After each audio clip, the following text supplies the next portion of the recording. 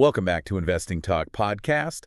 Today, we're tackling a big one. One of the most watched IPOs recently, Reddit. This platform, it's huge, more than just social media, really a collection of digital communities. And it's got investors buzzing. The main question, the one we're really digging into for you today, is pretty straightforward. Is Reddit stock a good buy right now? Yeah, that's the core question. We've spent the last week really immersed in the data, financial reports, technical charts, market chatter, all fresh as of mid-October 2025. We're aiming to give you a clear picture based purely on what the sources are telling us. Exactly. And hey, before we dive in, if you find this kind of analysis useful, do us a favor, hit subscribe, like this discussion, maybe drop a comment. And definitely let us know in the comments if there's another company you want us to analyze like this in the future. So looking at the source material, there's this immediate tension that jumps out. You've got this incredible revenue growth, really impressive market performance on one side. Right. But then on the other side, there's this valuation that's, well, it's really high, hard to just brush past. Yeah, it's a real balancing act. If you boil down all the data points, the overall rating leans bullish, maybe an 8.5 out of 10. Yeah. But, and this is a big but, that comes with a major warning sign. The volatility is off the charts. Right. You're essentially paying top dollar for a growth story that needs near perfect execution going forward. Okay, so let's start with the engine behind it, all the fundamentals. That growth story, we have to talk about Q2 2025 revenue. It came in at $499.63 million. And that's not just growth, that's a massive 77.9% jump year over year. Seeing that kind of acceleration, especially now, it's pretty rare for a company this size. It is staggering, absolutely. And it really shows that their monetization strategy, it's finally clicked into high gear. The main driver isn't just more users, so that helps. It's the ad revenue. That part grew 84% year over year. That accounts for, the lion's share of that near $500 million quarter. But it's not just how much they made, it's how, right. Is it charging existing advertisers more, or are they actually expanding their base? Good question. It's expansion, that huge ad revenue number. It was powered by a 50% increase in the number of active advertisers. So they're bringing new businesses onto the platform pretty quickly. And crucially, they're getting more value out of each user they have. That's the goal for any platform like this. Right, the ARPU. Yeah. Average revenue per user. That number climbed 47% to $4.53 in Q2. That kind of jump, nearly 50%, suggests something strategic is really working. It absolutely does. That ARPU growth is the hard evidence that their newer ad products are sticking and delivering value. We're talking about things like dynamic product ads, the Reddit pixel for tracking conversions. Our sources suggest these tools are giving advertisers returns on ad spend nearly double the industry average. Wait, double the industry standard? Yeah. Why is Reddit performing so much better than, say, a Meta or a Pinterest on that front? It really goes back to what Reddit is. It's not just mindless scrolling, is it? It's built around communities with specific interests. People are there actively talking about niche hobbies, researching products, asking for very specific advice. That high-intent user activity generates incredibly valuable data for ad targeting. It makes their ads super relevant, so they can monetize that focused traffic much more effectively. That's their edge, their competitive moat, you could say. And that focus on actually making money from the platform, that's what finally pushed them into the black. The net margin hit, 12.97% in Q2?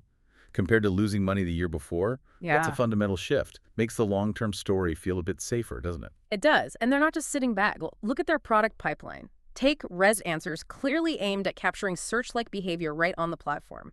That feature apparently jumped from 1 million weekly users to 6 million, like really fast. A six-fold increase in a short time shows they can innovate and create new ways to keep users engaged and eventually monetized. And the market clearly expects this to keep going. Their own forecast for Q3 revenue is super optimistic. They're guiding for $535 to $545 million. That implies growth is still going to be incredibly strong, around 57% to 59% year over year. That's the story kind of propping up the stock price right now. And that story leads us perfectly into the technical side, the charts, and market sentiment. Okay, let's shift gears. Look at the stock chart, the investor mood. Reddit's up 21.5% year to date. That's beating its peers pretty handily. You look at Pinterest, only up about 4.9%. Snap's actually down, 27.7%? So Reddit is definitely winning the popularity contest among growth investors right now. That's true, but let's be real about the ride. This stock is volatile. Very volatile. Just glance at the 52-week range. The low is around 75.94 cents. The high is way up at $282.95.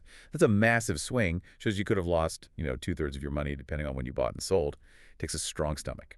So the price now is hovering around $194.95. Given that huge range, where does it sit technically? Is it overbought, oversold, just consolidating? Right now, it looks like technical consolidation. The price is sort of sandwiched between its key moving averages. It's currently trading below the 50-day simple moving average. That's around $228.43.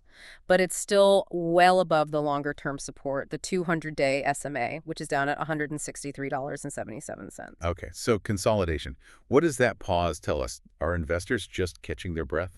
Pretty much. After that big run-up after the IPO, and then again after the strong Q2 numbers, buyers and sellers seem to be in a bit of a standoff. Nobody's really pushing it hard either way until there's new information, a new catalyst. It confirms the longer-term uptrend is still technically there, but yeah, short-term, everyone's waiting. And maybe supporting the idea there's more room to run, momentum isn't maxed out. You mentioned the RSI indicator. Exactly. The 14-day relative strength index, the RSI, it's sitting at 39.32. Generally, anything below 70 is neutral, and below 30 is considered oversold territory. So being around 39 means the stock has cooled off a bit from its last push higher. It suggests there might be some technical room for it to move up before hitting resistance from traders worried it's gone too far too fast. Okay, so the technicals kind of match the Wall Street view. What are the analysts saying about where the price should be? The consensus among analysts is generally moderate Y, or buy. Target prices tend to cluster just a bit above where it is now, mostly in that 207 to 208 range.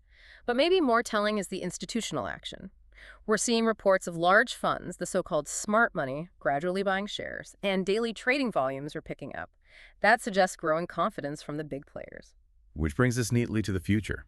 Section 3. What could actually move the needle? What are the big catalysts coming up? Okay, the absolute biggest one in the short term.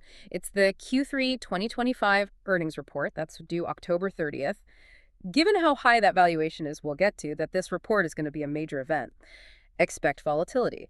If they somehow miss that 57% to 58% growth forecast they set, well, expect a sharp pullback.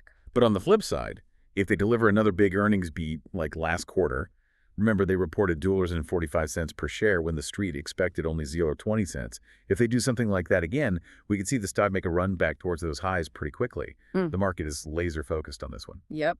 Beyond just the numbers, the ongoing drivers are the product rollouts globally. They're pushing out new tools for advertisers, but also for community moderators, things like Reddit Insights to help communities manage and maybe even monetize their own spaces better. And the international push. That's always a big lever for growth for these platforms, isn't it? It absolutely is. They're rolling out machine translation for, I think, 23 languages.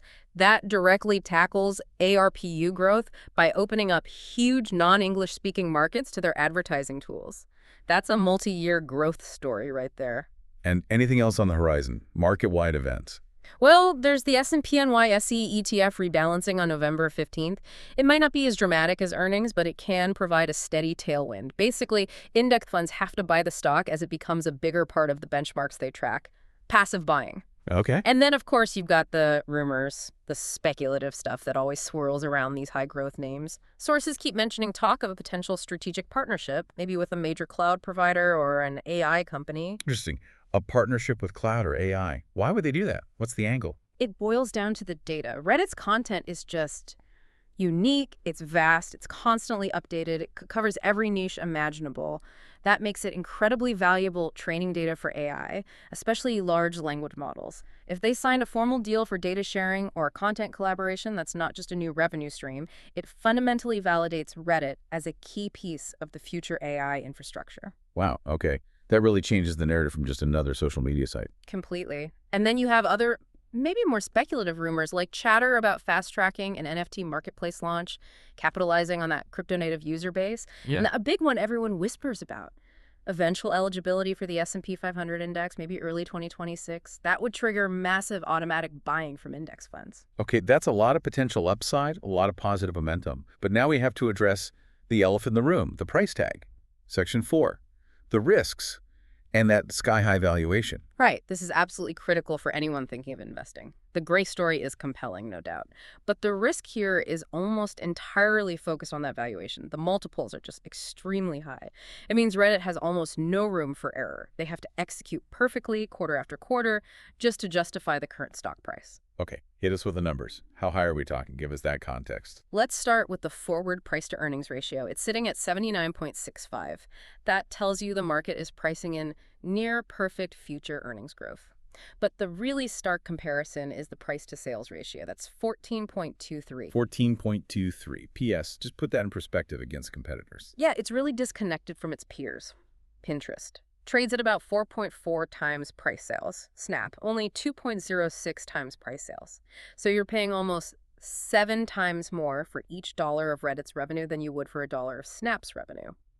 The market isn't valuing Reddit based on today's performance. It's valuing its potential to dominate this unique community data space and monetize it incredibly well. So paying a 14x sales multiple, what are you implicitly telling management you expect? You're demanding that the, 70-80% growth rate continues and that profit margins expand significantly, quickly.